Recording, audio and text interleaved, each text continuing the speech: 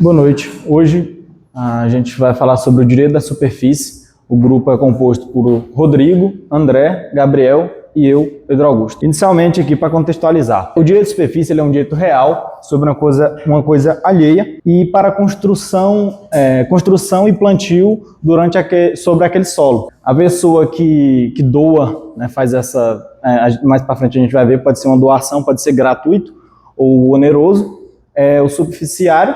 E esse contrato ele tem por sua determinação, na maioria das vezes, ser por prazo determinado, só que pode ser indeterminado também pelo estatuto da cidade. Não há perda do subsolo, ou seja, salvo se for assinado em contrato. Quando o superficiário ele faz o contrato registrado em cartório com a pessoa que vai fazer o uso do solo, não é assegurado o uso do subsolo, fica abaixo da terra também. O direito é formalizado por escritura publicada em cartório e registro de imóveis, requisito para que seja válido aquele contrato. Ele é um instrumento jurídico que promove a função social da propriedade e combate a ociosidade de terrenos urbanos. Como a gente vê muito em Palmas e muitas cidades do Tocantins, muitas cidades do Brasil também, tem muitos terrenos que são baldios, né, que não tem nenhuma funcionalidade, e o direito da superfície ele vem falando sobre isso, que nesse caso a gente pode usar esses terrenos, né? Claro, o superficiário faz um contrato e a pessoa pode fazer construção ou plantio em cima daquele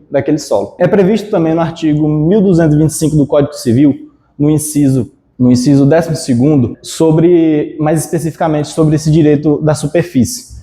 Primeiramente, aqui eu trouxe algumas características para vocês entenderem. Primeiro, a autonomia patrimonial, posse direta, implementação, reversibilidade e o direito da preferência. Vou falar sobre cada um.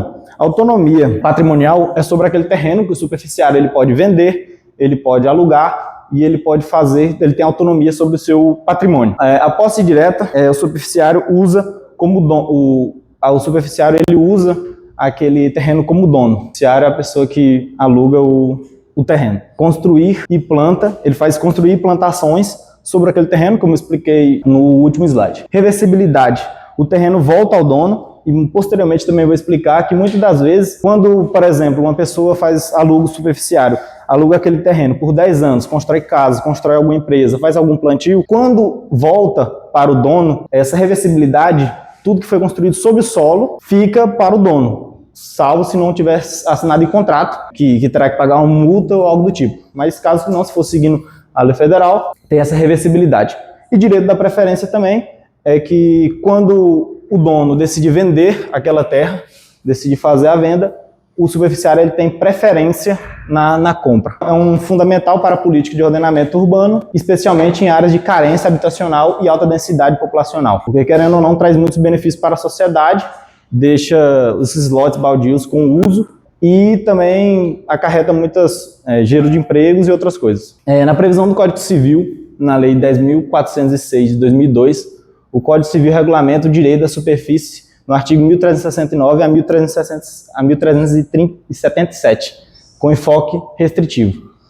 Primeiramente, no artigo 1369, ele fala inicialmente sobre a concessão do direito de construir, não vou repetir novamente, porque eu já foi falo.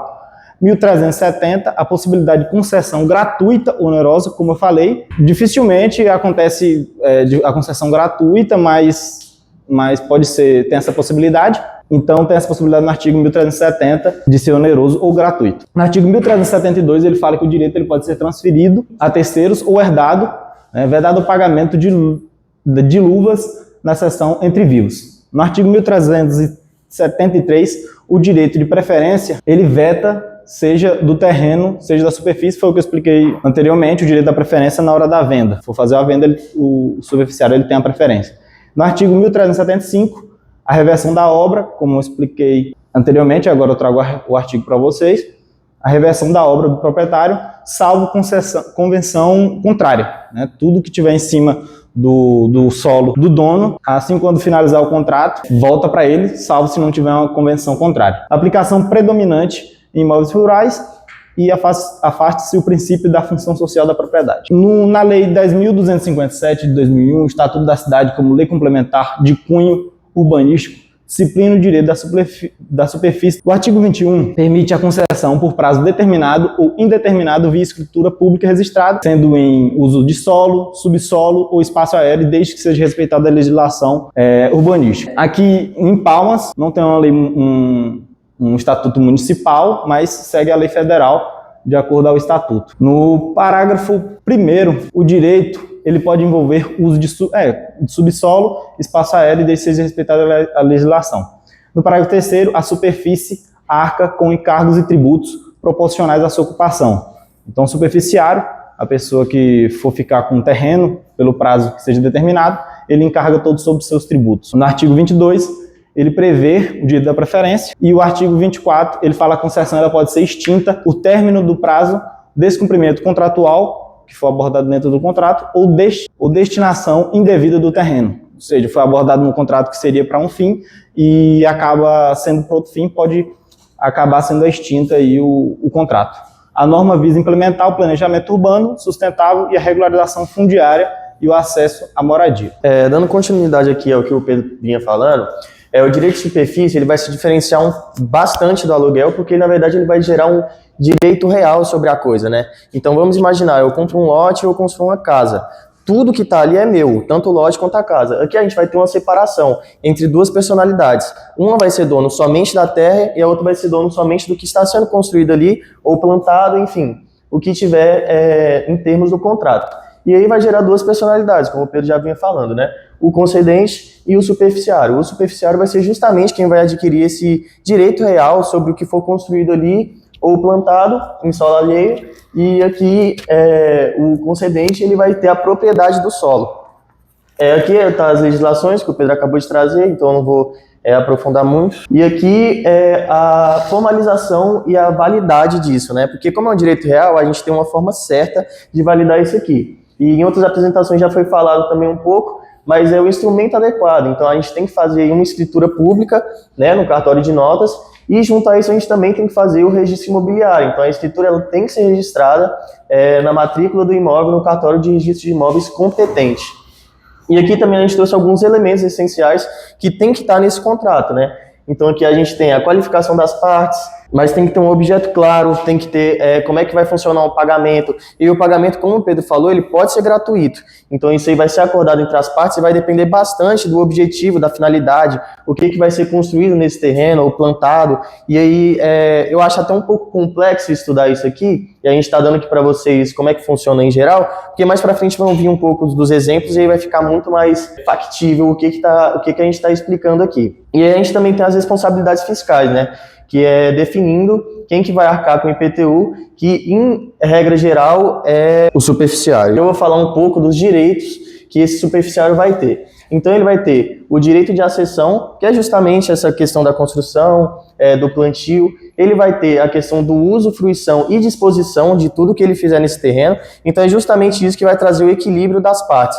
Porque vocês podem pensar assim, mas só que a pessoa vai lá, vai construir e quando acabou o contrato vai sair de mãos abanando. Mas só que é justamente esse uso, fruto desse bem que ele vai poder construir, que vai fazer compensar para ele entrar nesse contrato. Então vamos supor que uma pessoa ela tem um terreno, mas ela não tem o dinheiro para construir um shopping. E aí outro indivíduo, ele tem o dinheiro para construir um shopping, mas ele não tem o dinheiro para investir em um terreno.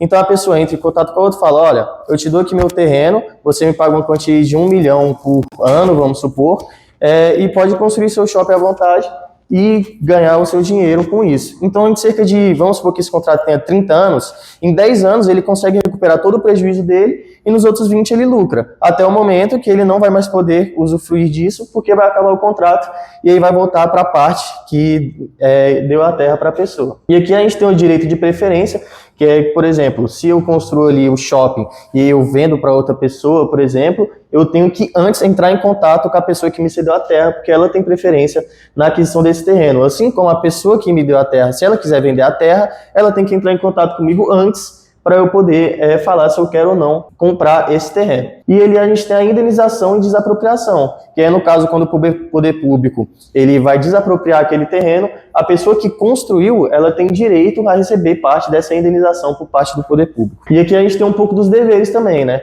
Então vai preservar aqui um pouco da relação jurídica e o objeto do contrato. A gente tem a utilização acordada. Vamos supor que nesse exemplo do shopping que eu acabei de falar para vocês, a pessoa fez esse contrato e ela quer construir qualquer outra coisa, um playground, qualquer coisa, ela não pode, porque o termo do contrato era que fosse construído um shopping, então ela tem que construir um shopping. O pagamento pontual. Em caso, por exemplo, nesse caso que eu dei para vocês, de 1 milhão ao ano, o pagamento ele deve ser pontual, salvo nos casos que for gratuito, como o Pedro falou, que pode acontecer também.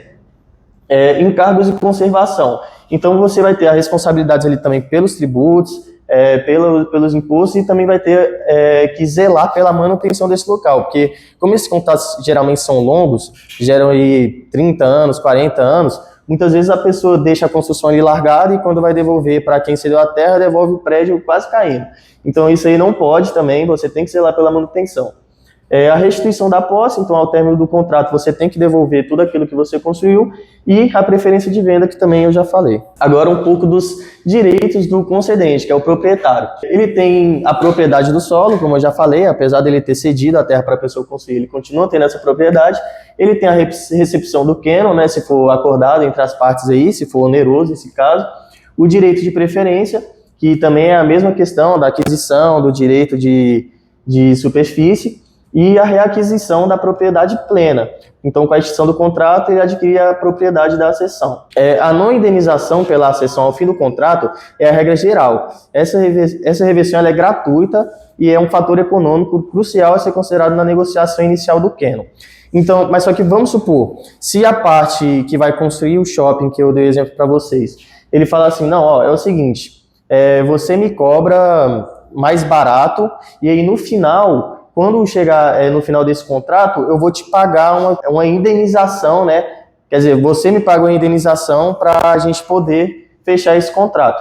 Pode acontecer, mas aí é o caso de vontade das partes.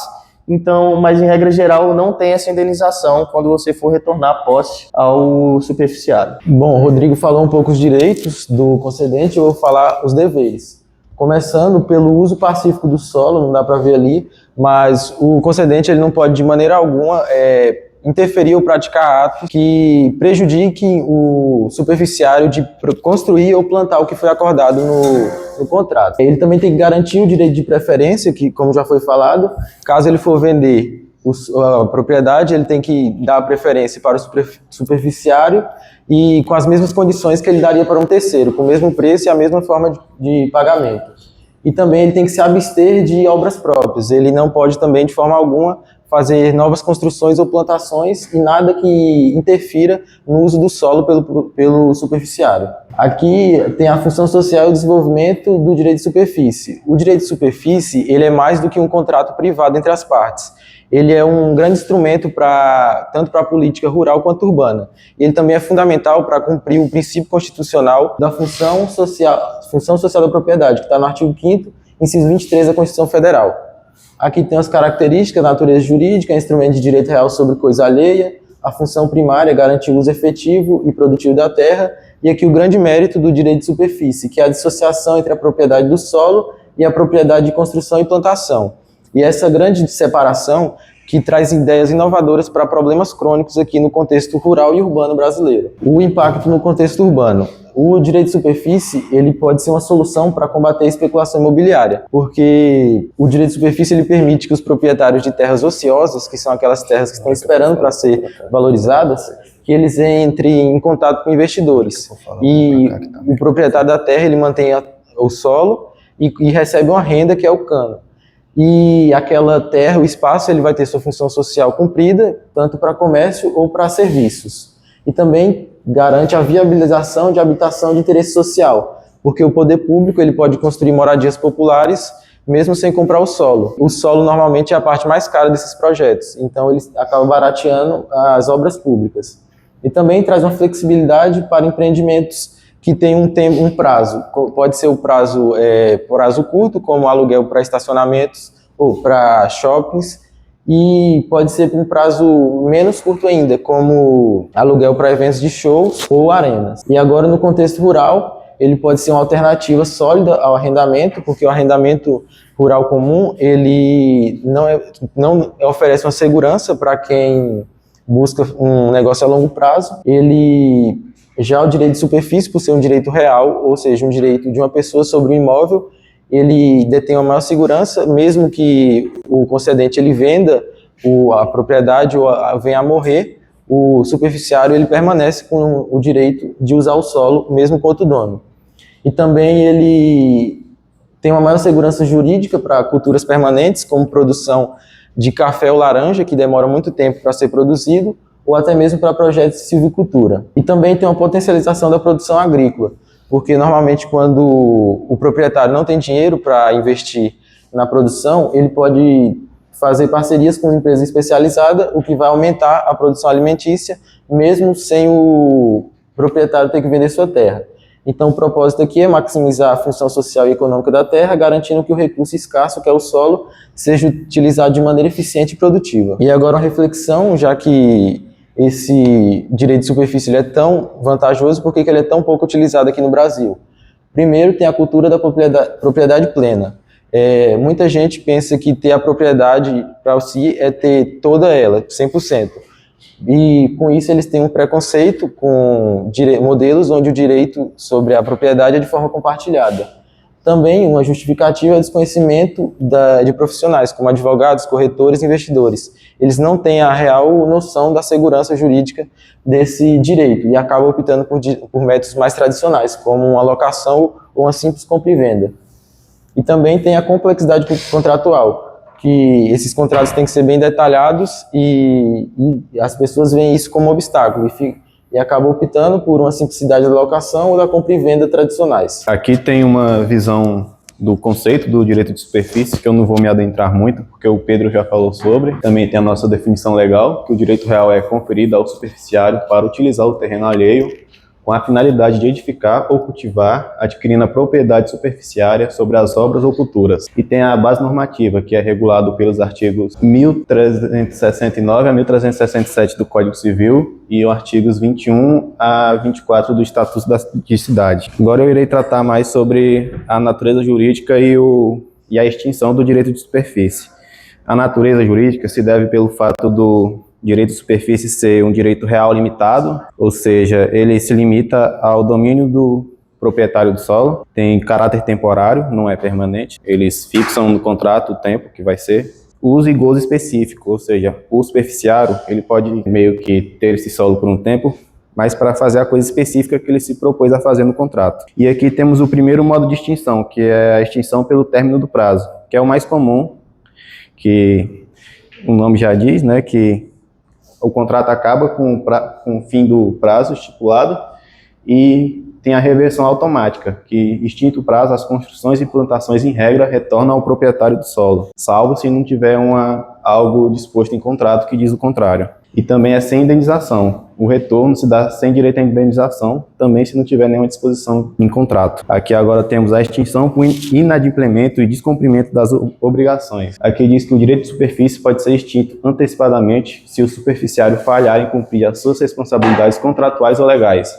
resultando na resolução do contrato. Tem que ser o uso conforme o fim, ou seja, o superficiário deve usar o terreno estritamente para aquilo que foi acordado, para edificação ou cultivo. E o desvio da finalidade pode levar à extinção do direito à superfície. E aqui diz também que o superficiário deve respeitar as restrições urbanísticas, o plano diretor, o zoneamento e as normas ambientais aplicáveis à área. Ou seja, ele não pode fazer o que bem entender, tem que seguir uma série de normas. Também tem a parte de pagamentos e encargos, que as obrigações como pagamentos de tributos e encargos relacionados à superfície, se prevista contratualmente, devem ser cumpridas indiscutivelmente. E também tem a consequência legal, que o descumprimento injustificado de qualquer uma das obrigações essenciais pode levar à resolução do direito à superfície, conforme o artigo 1374 do Código Civil. Aqui a gente traz outras causas de extinção, que não são tão comuns, mas também pode acontecer, que tem a destruição do objeto, que o desaparecimento da construção ou plantação sem que haja reconstrução de novo cultivo dentro do prazo estipulado, leva à extinção. A consolidação, isso acontece quando as propriedades do solo e da superfície é da mesma pessoa, seja pela aquisição do solo pela superfície e vice-versa. Também tem a renúncia do superficiário. Caso ele se manifeste de forma formal, por escritura pública e registro, ele pode desistir do seu direito antecipadamente, levando à reversão. Também tem a desapropriação, que é a tomada do terreno pelo poder público. Essa desapropriação vem com indenização, tanto para o superficiário quanto para o proprietário do solo. E aqui tem os efeitos jurídicos da irreversão da propriedade. E os principais efeitos da extinção é a reversão da propriedade, ou seja, ela volta para o proprietário original. O cancelamento do registro, o ato de extinção deve ser levado ao cartório de registro público. Também tem a perda dos direitos, o superficiário perde o direito de dispor do imóvel. E também tem a indenização condicionada. O direito à indenização para o superficiário não é automática de previsão contratual expressa. E aqui agora eu vou trazer alguns casos práticos para ficar mais claro o que quer dizer o direito de superfície. Aqui no primeiro caso é sobre a análise da extinção por descumprimento do prazo em um empreendimento de interesse social, aplicando o Estatuto da Cidade em conjunto com o Código Civil. Aqui fala que, por exemplo, o município concede um certo espaço para o superficiário construir um edifício habitacional em 5 anos, só que por algum motivo ele não conseguiu fazer em 5 anos. Então a solução jurídica faz a extinção do contrato e volta, o superficiário perde o direito sobre aquilo, sem indenização por parte do município. Caso prático 2 é a extinção pelo prazo em empreendimento comercial. Aqui diz, por exemplo, uma fundação concede o direito de superfície para uma empresa para construir um shopping e cede o terreno por 40 anos. Essa empresa constrói esse shopping e é usado pelos 40 anos e no final do prazo o terreno volta para o concedente com as edificações também, sem a necessidade de ter que indenização. E aqui tem o caso prático 3, que é a superfície rural e descumprimento ambiental. Aqui, por exemplo, o proprietário concede por 20 anos ao agricultor para o cultivo mediante pagamento anual e obrigação de conservação ambiental. E como ato ilícito, o agricultor realiza o desmatamento em área de prevenção permanente, sendo autuado.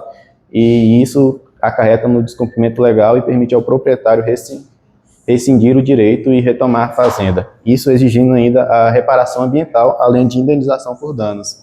E a função socioambiental da propriedade é um limite fundamental. E o descumprimento das normas ambientais é uma causa de extinção por inadimplemento de obrigações legais, conforme o artigo 1374 do Código Civil, em concordância também com a Constituição Federal. Agora, para finalizar a conclusão sobre o que foi abordado. Bom, eu trouxe alguns tópicos aqui sobre o que é o direito da superfície. Bom, como foi abordado pelo Gabriel, é uma ferramenta muito moderna, né, e útil no direito civil, que não é muito usado e deveria ser usado pelos seus benefícios que foram apresentados. Permite separar também a propriedade do solo e da propriedade de construção ou plantação, né, traz uma grande evolução e junta, às vezes, um grande empresário, uma grande empresa tem recursos para investir em shoppings ou em fazendas, em plantações, só que muitas das vezes não tem um terreno, contando que hoje os terrenos são muito caros e poderia fazer usar as ferramentas do direito de superfície, que ajudam bastante. Garante também segurança jurídica entre as partes envolvidas, pois como o Gabriel falou, é um contrato muito complexo, né, então garante uma segurança para ambas as partes, né, evita também o abandono de terrenos e promove o uso adequado da propriedade, como eu falei, evita de deixar fazendas enormes, como tem no Brasil, que não tem produção, ou então a produção é muito baixa, poderia estar desenvolvendo outros meios de produção, como plantação, e o que foi especificado aqui. Estimula também o desenvolvimento urbano e rural, porque querendo ou não, trazendo empresas, shoppings, fazendas de grande porte, querendo ou não, traz movimentação econômica, também traz empregos para a sociedade e trazendo assim uma grande movimentação. Otimiza também o uso da terra sem exigir transferência de titularidade do imóvel, né, como foi abordado.